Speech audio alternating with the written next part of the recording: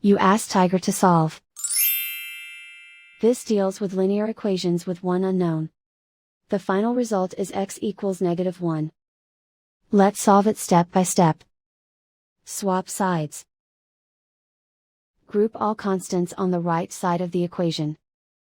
Add 4/3 to both sides. Combine the fractions. Combine the numerators. Reduce the zero numerator. Simplify the arithmetic. Combine the fractions. Combine the numerators. Simplify the fraction.